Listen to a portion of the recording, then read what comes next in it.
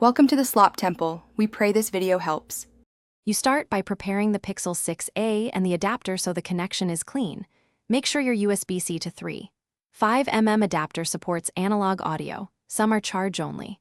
Once you have the correct adapter, unlock the phone and close any music or call apps to avoid conflicts. If the adapter is new, inspect the connector for debris. You want a snug, straight insertion. Now position the cable so you can plug in without stressing the port. With the adapter ready, plug it firmly into the Pixel 6a USB-C port. You should feel a solid seat. Next, attach your wired headphones to the 3.5mm jack, holding both ends still for a second so the phone can detect the accessory. Once connected, open Settings and go to Sound to verify the phone lists wired headphones as the output. Play a short audio clip, adjust volume, and make sure left and right channels are correct. This confirms both physical and software recognition. Once audio works, test any inline controls and the headphone microphone by making a quick call or voice memo. This ensures full functionality.